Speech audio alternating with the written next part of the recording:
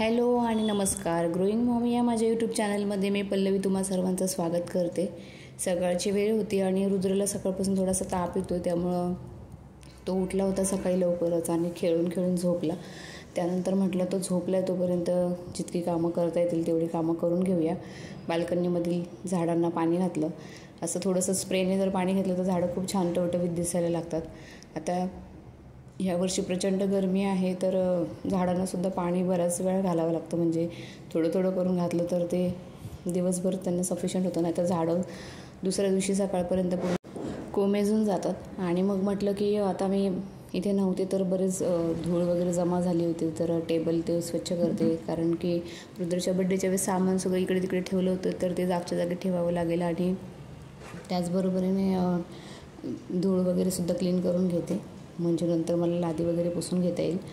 तर टेबलवरती पण बरंच छोटं सामान जमा झालं होतं. आणि रुद्र एकदम लहान होता, बेबी होता, तेव्हाचे जे काही मेडिसिन आहेत तर ते मेडिसिनसुद्धा म्हटलं आज काढून टाकूया. कारण की ते ठेवून काही उपयोग नाही. कारण की आता तो मोठा झाला ना, तर त्याचे जसं मुलांचं वय वाढतं तसं त्यांचे औषधांचे डोसेस पण चेंज होतात.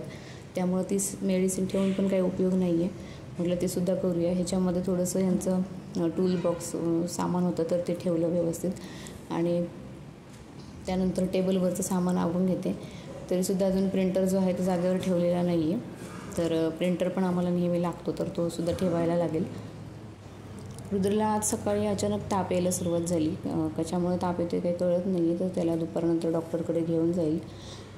तर तोपर्यंत त्याला औषध दिलं आहे, पण मग औषधाचा काही परिणाम होतो की नाही ते बघावं लागेल.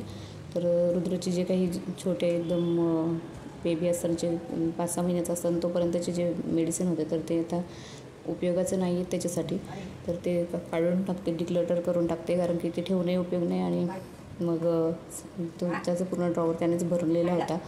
त्यातले काही मेडिसिन तर उपयोगालासुद्धा आले नव्हते, मग ते काढून टाकले. आणि माहेरी गेलेली तर रुद्रला तिकडे AC नव्हता, तर त्याला घामोळासुद्धा बऱ्याच आलेला होता. तर काल जाऊन ह्यांनी घामोळ्यांचीसुद्धा पावडर आणली आहे. तर मग इतर सामान नवीन येत राहतं, त्यामुळे आधीचं काही सामान जे न लागणार आहे ते काढून टाकावं लागेल. ते छोटंसंच आहे ड्रॉवर, तर त्याच्यात किती काय सामान ठेवणार. आणि आता सध्या गरमीसुद्धा प्रचंड आहे आणि कधी लाईटसुद्धा जाते. हा जो चार्जिंगचा फॅन घेतला होता तर तो खूप मदतशीर ठरलेला आहे आम्हाला. अगदी वर्ष होऊन गेले तरी आम्ही त्याला चांगलं वापरतो आहे अजूनही. लॅपटॉपसुद्धा असंच ठेवून दिला होता, तर त्याच्यावर पण बरीच धूळ जमा झाली आहे. लॅपटॉपचा जो मेन कीबोर्ड असतो तो खराब झालेला आहे, म्हणून आम्ही बाहेरचा एक्सटर्नल कीबोर्ड त्याला वापरतो, तो अटॅच करूनच ठेवलेला असतो त्याला. त्यामुळे तो सुद्धा धूळ वगैरे त्याची क्लीन करून तो लावून घेते. चार्जरची जी पिन आहे तिथे टेबललाच आम्ही बॉक्स केलेला आहे, तर तिथेच त्याला चार्जिंगची पण सोय आहे, तर ते लावून घेते. तर कामच्या ज्या भांडीवाल्या मावशी ते सांगत होत्या की त्यांच्या गावाला कोकणातल्या आहेत त्या, की इतक्या विजांनी कडकडाट आणि वादळासारखं पाऊस पडला तिथे की एका बाईला त्यांच्या इथे करंटसुद्धा लागलेला. तर खूप नुकसान झालं, खूप झाडं वगैरे पडली, ते सगळं त्या मला सांगत होत्या. त्यांचं ते ऐकत होत्या. त्याचबरोबर मी थोडंसं क्लिनिंग पण चालू ठेवलं.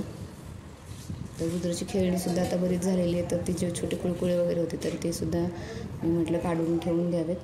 आणि मांडणी तर किती पण आपण क्लीन केली तरी त्याच्यावर सारखी धूळ जमा होत राहते, मग ते सुद्धा पुसून घेते. आता जवळपास 1 आठवडा आम्ही घरी नव्हतो, तर मग बऱ्याचशा सामानावरती धूळ जी आहे ती जमा झालेली आहे.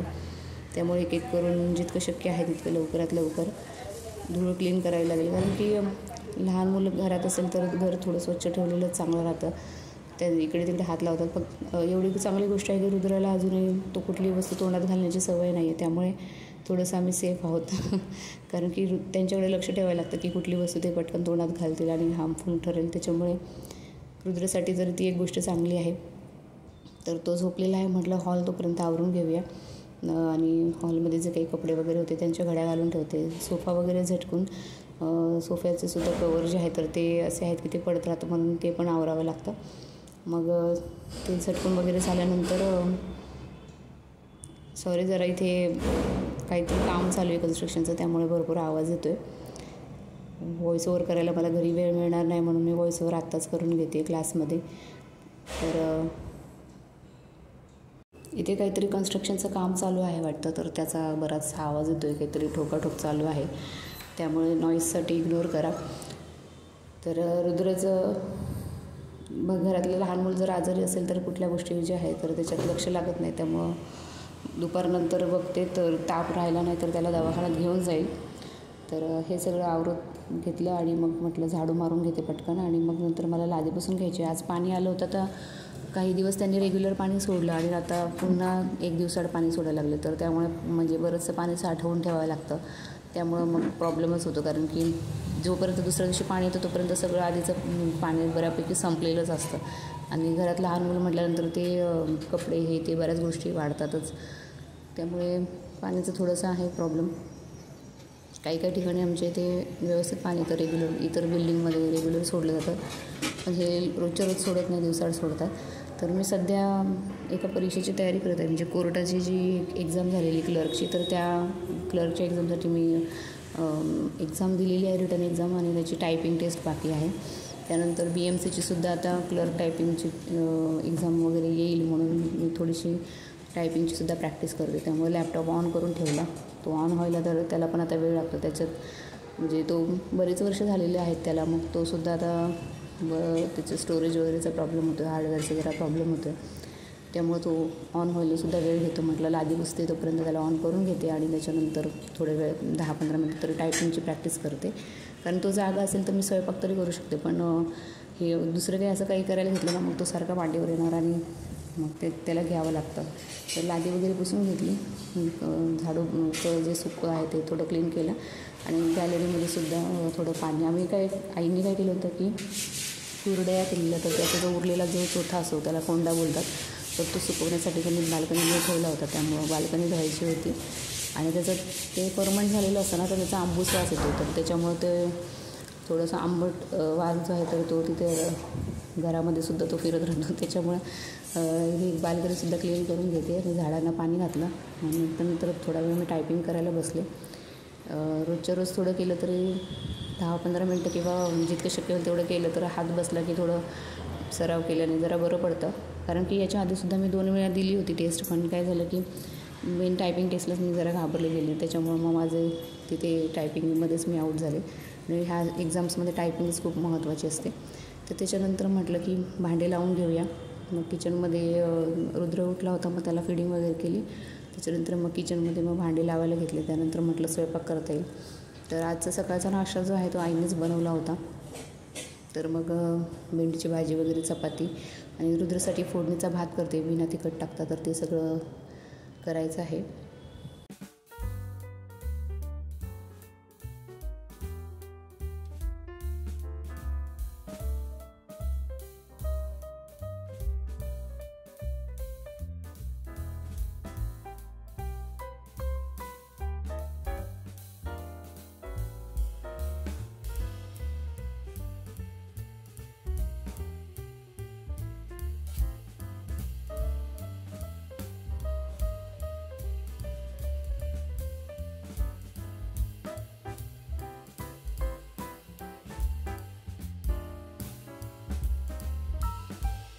भेंडी वॉश करून घेतली. म्हटलं भेंडी जी आहे तर ती वॉश करून ठेवता येईल तशीच, आणि त्यानंतर चपात्याचं पीठ मळून घेते आणि त्याचा रुद्राचा भात जो आहे तो पहिले लावून घेते. कारण की चपात्याचं पीठ मळून घेतलं आणि चपात्या करून जर घेतल्या तर भाजीचा एवढा प्रॉब्लेम होत नाही. भाजी कशी थोड्या वेळातच लगेच टाकता येते, ती रुद्रला घेऊन पण टाकता येते, कारण तो आजारी असल्यामुळे ना मला सोडतच नाही. जागा असला की तो सारखं मला म्हणतो की मला कडेवर घे. त्यामुळं मग पहिल्यांदा पीठ मळून घेतलं आणि मग रुद्रासाठी खिचडी जी बनवणार आहे त्याच्यामध्ये फक्त लसूण, जिरे, मोहरी आणि मुगाची डाळ आणि तांदूळ याचंच मिश्रण घेणार आहे. हळद घालणार आणि थोडंसं मीठ, ह्याचीच खिचडी बनवणार आहे.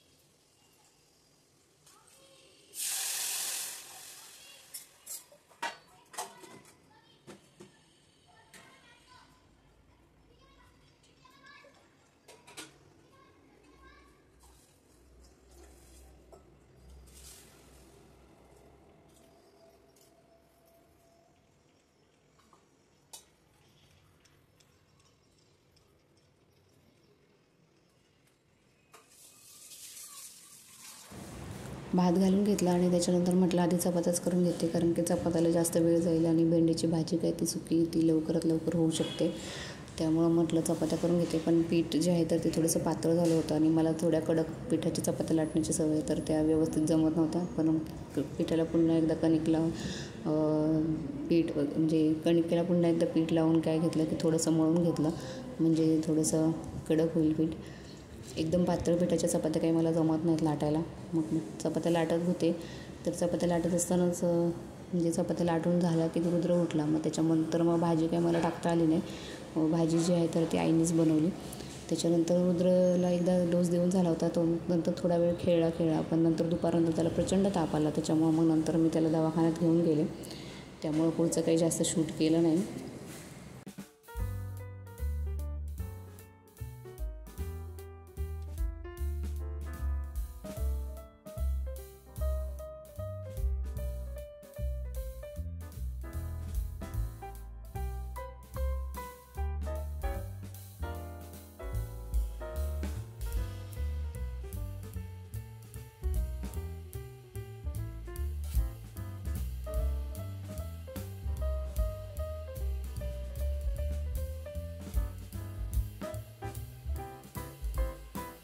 तर आजच्या ब्लॉगमध्ये इतकंच. भेटूया नवीन ब्लॉगमध्ये. रुद्रला बरं वाटत नाही तोपर्यंत कदाचित मला ब्लॉग बनवायला जमणार नाही आहे. बघूया कधी ब्लॉग बनवेल आणि व्हॉईसवर करून मग कधी पोस्ट करता येईल ते.